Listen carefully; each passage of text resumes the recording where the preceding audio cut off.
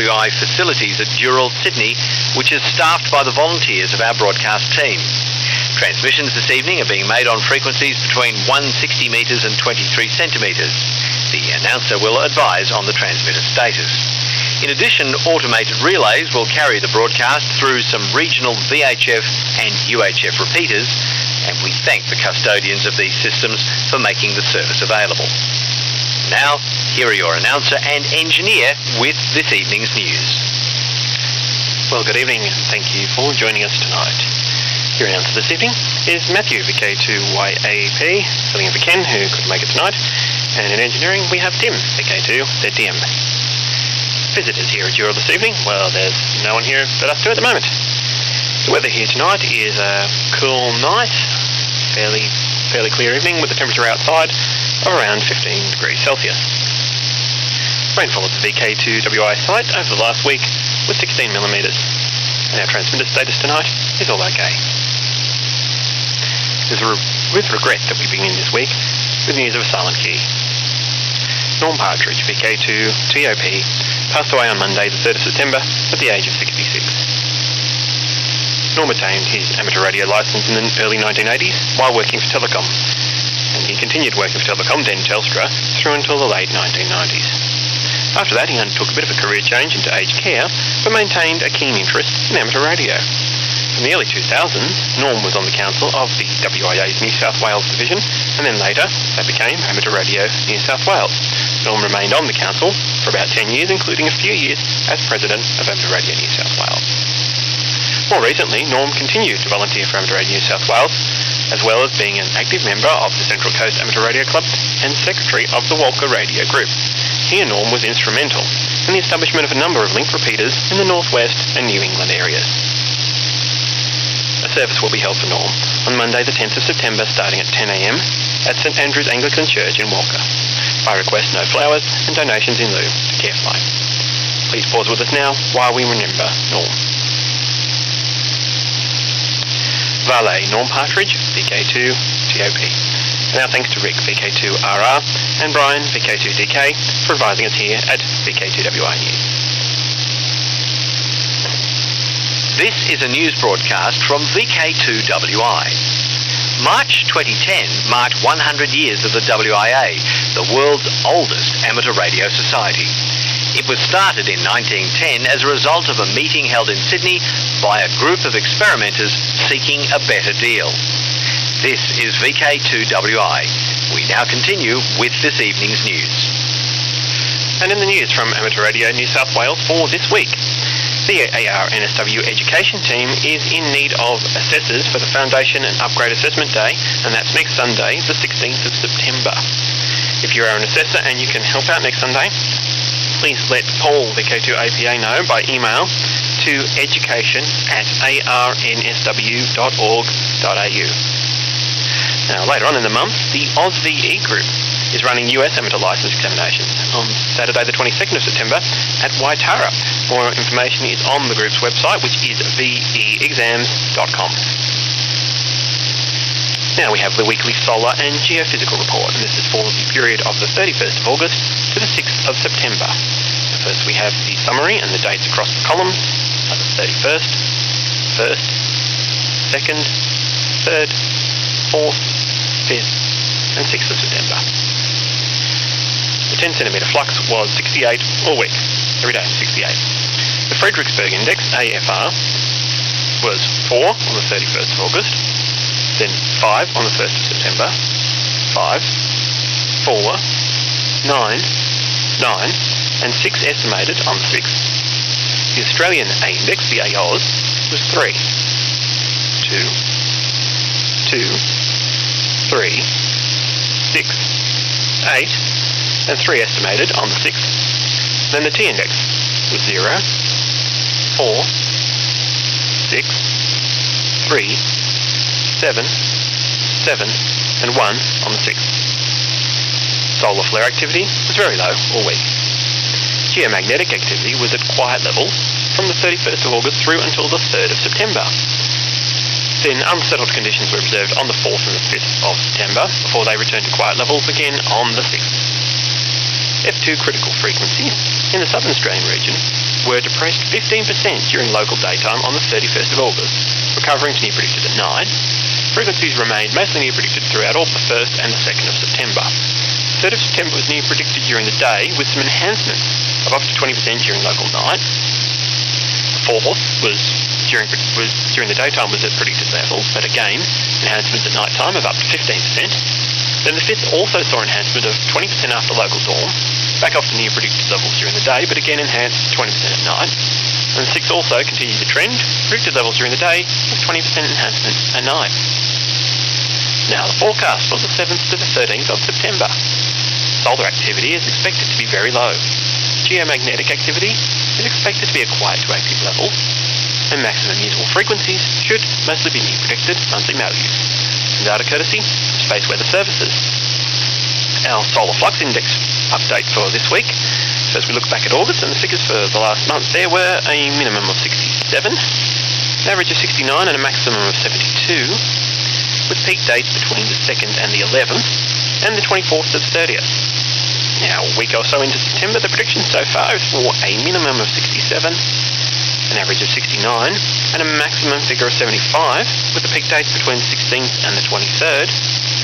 Looking ahead to October, numbers we expect are a minimum of 68, an average of 71, and a maximum of 75, with peak dates between the 11th and the 20th.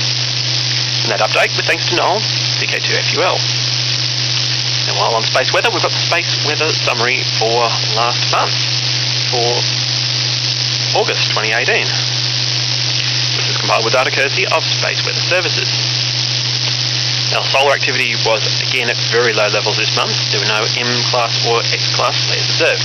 Most activity that was observed was in the form of solar coronal holes, though there was one erupting solar filament and an associated coronal mass ejection, and that was on the 20th of August. The eruption of this solar filament appears to have introduced some geomagnetic disturbances. They take a few days to get here, and the 26th of August saw severe geomagnetic storm conditions, and the Australian A index got up to 48. Later that day, there were further disturbances, most likely due to the coronal hole activity and the resulting high-speed solar wind streams, and that extended geomagnetic disturbance at active levels through to the 27th of August. Now, generally lower ionospheric maximum usable frequencies have been observed throughout August, and that's because of lower solar flux levels as we approach the bottom of the solar cycle. There were no significant region-wide ionospheric depressions, but southern Australian region MUS were mild to moderately depressed at times. The largest depressions in the region were observed on both the 21st and the 28th of August, and MUS were 20% below the normal predicted monthly values. Now, space weather question time. What's all this about solar flux? Now, if you were just listening, it's also called the 10 centimetre flux, and it's something we talk about every week here on VK2WI News.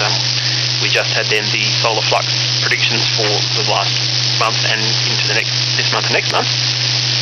And we do the weekly ones in part of our Space Weather Services summary. So you might be wondering, what's it all about? Well, historically, it was found that a useful indication of solar activity could be gleaned by observation of sunspots, literally, by photographic or direct observation of the solar disk, and by looking at the photo and counting the darker looking spots or regions on the image of the sun. That's quite a laborious and a potentially error-prone process, but there's a great deal of historic data for that particular measurement.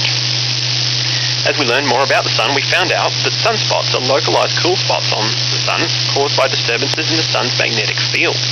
Now that led the way to measuring solar activity by electromagnetic means. And that's where the 10 centimetre flux comes in, because the 10 centimetre flux is a measure of the radio frequency energy emitted by the sun at a wavelength of 10.7 centimetres, and that's the frequency of 2800 megahertz. Now, measuring the strength of this signal from the sun is a very good indicator of the solar activity.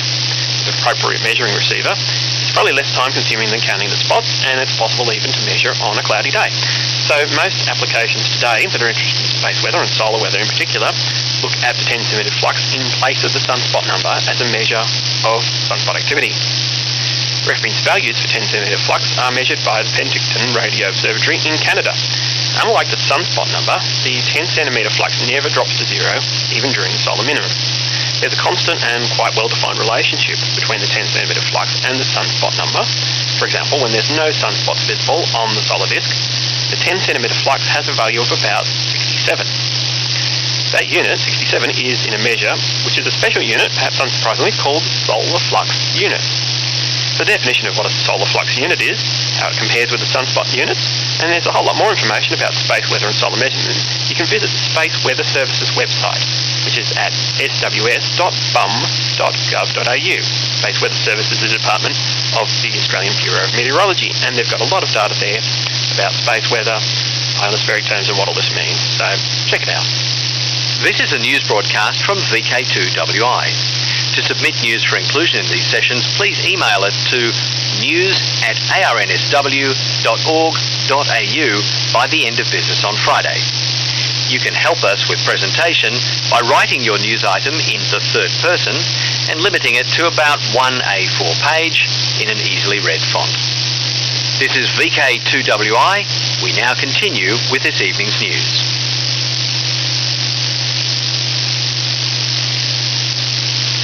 What use is an F-call?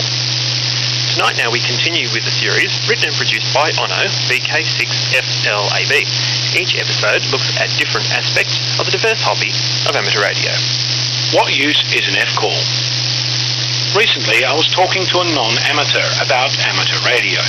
You know the kind of conversation, sitting around a coffee table, talking about life, hobbies, etc. I mentioned I was getting out and about meeting people in amateur radio, participating in events, learning, and generally having a great time. The person I was talking to immediately responded with, "That's all too technical for me, I could never do that," and thus began a conversation that went for an hour or so on how radio works, what wavelength and frequency were, how sound is transmitted, how an antenna works, how you get a license, how much it costs, and many of the mechanics related to our hobby. At no point did we talk about ohms or impedance or electronics as such. It was more along the lines of throwing a pebble into a lake. But at the end of the discussion, there was a great deal of demystification that had taken place. It has taken a little while for me to realize, but the demystification is what hooks me in the first place. My introduction to amateur radio was sitting at a dinner table with a bunch of computer geeks, one of whom was, and still is, an amateur. I'll protect her identity. She knows who she is. Hi. But the introduction to the hobby was sideways, in that we started with Wi-Fi to control a quadcopter and the potential for using an amateur radio license to increase power and control this device from further away. The quadcopter Wi-Fi project is still in the back of my mind, and I must stress that I'm not investigated in any way bands, power, etc. My point is that I came across a hobby while I was looking elsewhere. I know that some feel that our hobby is in decline, that the average age of amateurs is increasing. But I'd like to point out that we as a society are getting more and more technology in our lives, more and more exposure to ideas and inventions that have a basis in amateur radio, more and more accessible to more and more people. Our hobby isn't in decline. It's easy to talk to other amateurs. It's hard work talking to the rest of the world. Navel gazing is less work than standing up and looking around. I'd encourage you to consider other groups you're a member of, be it sailing, caravanning, computers, golf or fishing. People are social beings. They want to talk about things that are new and exciting, interesting and captivating. Share your experiences around. Be as enthusiastic as you are in your shack. Share the twinkle in your eye. You might be surprised. I'm VK6, Fox Lima Alpha Bravo. And for more information about this series, you can contact Ono via email to ono, O-N-N-O, @itmaze.com.au, or you can follow Ono on Twitter at VK6FLAB. Now we have the ARRL DX News. Bhutan. Zorro, JH1AGT, and Champ, E21EIC, are active as A5A until September 14th. The main purpose of this trip is to meet with Foreign Ministry officials to discuss progress on a youth development project.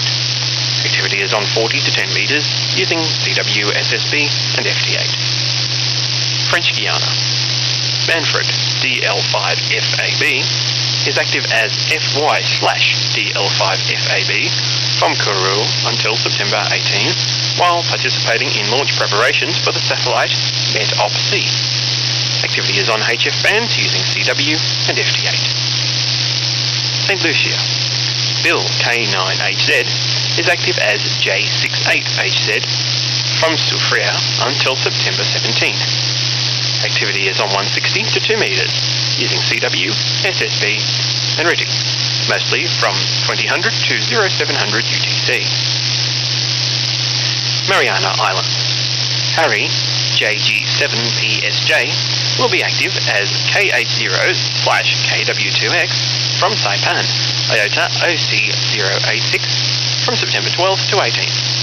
Activity will be on 40 to 10 metres using CW, SSB and RITI. Saint Martin. Randy K5SL will be active as PJ7/K5SL until September 15th. Activity will be on 40, 30, 20 and 17 metres using CW and SSB. Poland. Special event stations SN100ID, SN100IP, SN100JH, SN100JP, SN100L, SN100PS and SN100PW are all active until November the 11th to celebrate the 100th anniversary of Poland's independence. Greece. Oliver DK7TX will be active as SV8/DK7TX from the islands Paxoe, Vido and Kekria. They're all IOTA EU 052 from September 9th through to 15th. Activity will be on the HF bands. Dodecanese. Claudio HB90AU will be active as SV5/HB90AU from Karpathos Island, IOTA EU 001 until September 20. Activity is on 80 to 10 metres using SSB and FT8. Antigua. Bud AA3B will be active as V26K until September 17th while doing maintenance on the station. His activity will be in his spare time on HF bands, primarily using CW. This weekend on the radio, the ARRL September VHF contest, the North American CW Sprint, the NCCC RITI Sprint, the NCCC Sprint CW Ladder, the Worked All Europe SSB DX contest, the Kulikovo Polye 20-metre CW contest, the SARL Field Day contest, the SKCC Weekend CW Sprintathon and the Russian Cup Digital Contest are all on this weekend.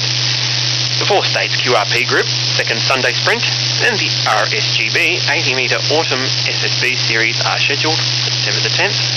The CW Ops Mini CW Test and Phone Fray are scheduled for September 12th. Of course, the ARRL International Grid Chase continues throughout 2018. Now to Wyson News, and the Great North Walk Ultras from Taralba to Patonga Wharf concluded today. Next on the Wyson calendar is the Barrington Serex search and rescue exercise on September 14th through to the 16th, and that's centred around the search for the missing Cessna 210 VH-MDX. Then the Hounslow Classic is a running event centred around Blackheath, and that's on the 22nd and 23rd of September. Then to October, the 27th and the 28th, are the Hawkesbury Canoe Classic and the Wyson Stash. These events are raised fund for the Arrow Bone Marrow Transport Foundation. October 14th is Volunteer Memorial Day. The Wyson website is at nsw.wyson.org.au and includes a web contact form. Facebook users will find an official Wyson New South Wales page and an informal National Wyson group. Wyson Northern Rivers holds a weekly net on Tuesdays at 8 p.m. local time on the Lismore repeater VK2RFC. That's on 146.8 MHz and requires a 123 Hz tone. Listen out for the call sign VK2WIR. The next meeting of the Northern Rivers Wyson is Sunday the 14th of October and it's at 10 a.m. The Wyson Mid-North Coast region meets at 3:30 p.m. on the first Saturday of the month at SES headquarters, which is in Central Road, Port Macquarie. The region's also running an HF net on Thursday evenings from 7 p.m. on the Bad Plans 80-metre Wyson frequency, which is 3.6 MHz. Wyson ACT is part of the Canberra Region Amateur Radio Club, supporting events in the ACT and Capital Country, as well as some on the south coast of New South Wales. The Acterra Brookvale Horse Endurance Ride is on September 29th and 30th, and that's at the northwest border of the ACT. October has the ANU Inward Bound Adventure Race on the 5th and the 6th. Then both Fitz's Challenge and the Whitwood Carriage driving events are on the 28th of October. See the Wyson and events pages on www.crarc.ampr.org. Wyson Victoria has a net also on 3.6 MHz. It's on each Wednesday at 8:30 p.m. local time. Coming events in Victoria there includes the Field Weekend, a Lauriston Scout Camp in the Macedon Ranges, and that runs from the 5th through to the 7th of October. And the Stockman's Rally, which is a big river, is on October the 28th. For all the details, visit their website at vk2w.i.org.au, and that was submitted by Julian, VK2WI on behalf of the Wyson New South Wales State Management Committee.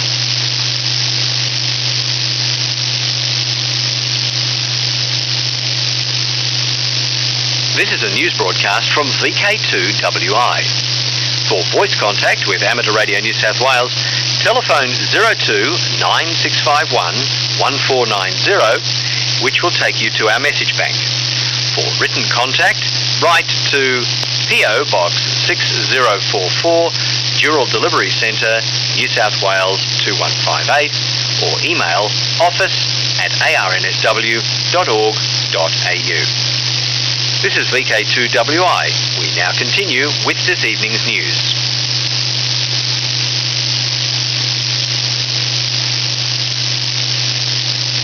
Now it's on to club news.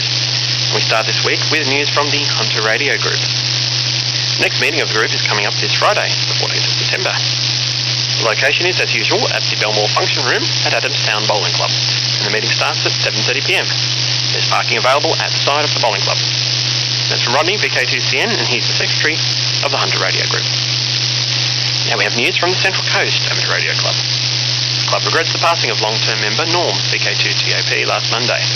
Also a member of the Walker Club, he was heavily involved with the North and Northwest repeater linking project, and he'll be sadly missed by both clubs. The Shisada Horse Enduro is now well and truly over. The summary will appear next week. In the meantime, we'd like to thank the club members, their Central Coast, who froze their monkeys off taking part. Also, several Central Coast Club members participated in communications for the Great Northwest Ultras this weekend. So we hope it goes there. We hope that all those involved will now be recovering from their cold and quite rugged run up there. Have you ever wondered how the GPS works? At this month's lecture, which is on Saturday the 15th of September, you can learn more about the ubiquitous GPS system with a presentation by Dave, VK2KFU. And don't worry, it will not get too technical, and a full house is expected. For those looking to obtain or to upgrade their licence, a Foundation Training and Assessment Day has been set down for the 22nd of September. Please confirm your attendance as soon as possible with Karen, VK2AKB. All meetings of the Central Coast Amateur Radio Club are held at the club rooms, which are in Dandaloo Street, Carrarel, just past the fire station. They start at 1 p.m. and they're preceded by the obligatory sausage sizzle, which starts at noon. Club rooms are accessible by bus, with a bus stop just opposite Dandaloo Street. It's serviced by the Route 34 bus from Gosford Railway Station every hour. The club rooms are usually open from 10:30 every Saturday morning for general chit-chat and access to the workshop and the library.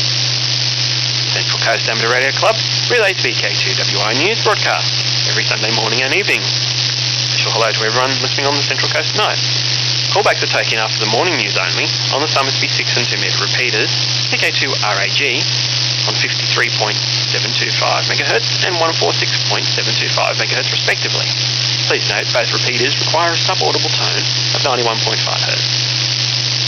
The club also runs a mixed mode repeater, VK2RAG, 70 cm for 39.95 MHz, which also does P25. It requires a 91.5 Hz tone for analogue access, and the tone is highly recommended on your receiver if you're listening in analogue, unless you like hearing random noises when P25 keys up. There is a net held every Thursday on the 2 metre repeater, VK2RAG. It's on 146.725 MHz and it starts at 8 p.m. All members are encouraged to join, especially if club news for the ARNSW broadcast is involved. The club has a Facebook page. You can just look for Central Coast ARC, and their Twitter account is @CCAR Club. More information about the Central Coast Amateur Radio Club can be found on the website at ccarc.org.au. Thanks to Dave, VK2KFU, Publicity Officer for the Central Coast Amateur Radio Club. Now heading up the coast a bit further to the Oxley Region Amateur Radio Club, and their next meeting is their Friday night gathering at 7 p.m. on Friday the 21st of September in the SES building, Port Macquarie. candidates for Foundation, Standard and Advanced licences can contact the club via Post Office Box 712, Port Macquarie, New South Wales 2444. Training courses and assessments for the Advanced, Standard and Foundation licences will run once sufficient candidates have registered their interest. The club runs 2 nets each week. The midweek net takes place 7:30pm on Thursday nights, and the weekend net starts at 9am on Sunday morning. Both nets are on the VK2RMP 2-metre repeater on 46.7MHz, and this repeater requires 91.5Hz sub-audible tone for access. Visitors are always made very welcome to the club's monthly general meetings. They're at 2pm on the first Saturday of each month, and the Friday night gatherings, which are at 7pm on the evening of the third Friday of every month. The venue for all meetings is the SES building, Port Macquarie. For more information about the club, visit the website at orarc.org. The site contains a wealth of amateur radio items in addition to club information. The July 2018 issue of the club's bi-monthly newsletter, Oxtails, is now available on the website, and there's past issues up there as well. The September 2018 issue of Oxtails is currently in preparation and will be published later in this coming week. And that's thanks to Henry, VK2WI, for the Oxley Region Amateur Radio Club. Now coming on down to Sydney, and news from the Hornsby and District Amateur Radio Club. Their next meeting is their informal mid-monthly meeting coming up this Tuesday night, the 11th of September, and it starts at 8pm. The meeting is at the Mount Colah Community Centre in Pierre Close, Mount Colah. That's on the eastern side of the railway station. The Google Plus code for the site is 84H8+64, Mount Colah, New South Wales. Put that into Google Maps, it'll take you right to the door. It's now less than 2 weeks until the big day, Saturday the 22nd of September, at the centenary of the Marconi 5th message. Operation of Special Events Station VK100 Marconi will be at St Andrew's Anglican Church from 11am, with formalities at the monument at 1 Stewart Street starting at 1pm. The site is a short walk north-east of Wahroonga train station, and rail services of the region should be running normally today. The club runs 3 nets each week. For more information on these and other club activities, visit the website at hadarc.org.au. The club has a group on Facebook, which can be found by searching for VK2MA, and on Twitter at VK2MA. That's submitted by Julian, VK2YGS, and he's the Hadarc Publicity Officer. This is VK2WI nearing the end of tonight's news bulletin. The text version of this bulletin will be available from Monday on the Amateur Radio New South Wales website. Also on this site you can find details of our services, membership and general information about amateur radio. The address is www.arnsw.org.au. This is VK2WI. We now continue with this evening's news. And we have a summary of coming events. For September, the Hadarc mid-monthly meeting is on the 11th. Barrack and Serrex, a licensed event, runs from the 14th to the 16th. The Hunter Radio Group has a meeting on the 14th. The Central Coast Amateur Radio Club has a lecture on the GPS on the 15th. The Amateur Radio New South Wales Foundation Licence and Assessment Weekend is the 15th and the 16th of September. Also that weekend, Waverley Amateur Radio Society has a Foundation Weekend. The Oxley Region Amateur Radio Club has a gathering on the 21st.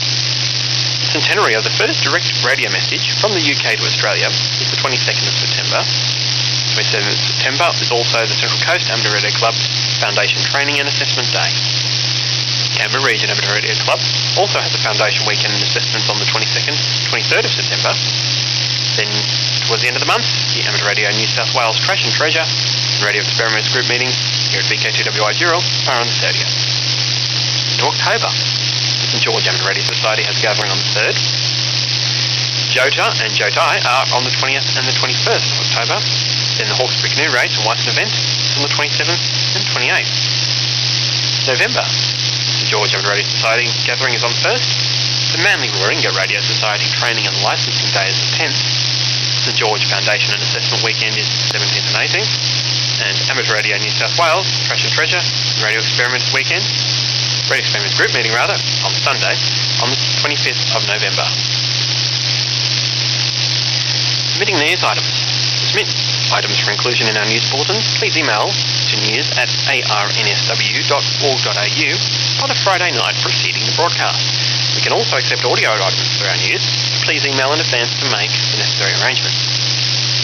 Now onto the broadcast roster. And next Sunday morning, the announcer will be Andrew, VK2XAG, Peter, VK2HC as engineer. And in the evening, the announcer will be Steve, VK2FSLC, with Peter, VK2BEU as engineer. That concludes our news for this evening. Your announcer has been Matthew, VK2YAP. The engineer for tonight has been Tim, VK2ZTM. Callbacks will be taken shortly. Please call back to the relay station that provided the broadcast to you. On Mount Bindo, VK2RDX repeater, callbacks will be taken shortly and the numbers will be relayed to us here at VK2WI. Here at VK2WI, we'll listen for callbacks for those who talk to the broadcast directly. From the announcer's booth, I will start with, out of hope, start on 20 metres, not expecting much though, then do 80, 40, 30 and 160.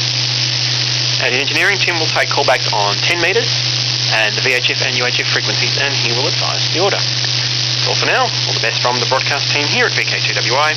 Have a great week, and thanks for listening.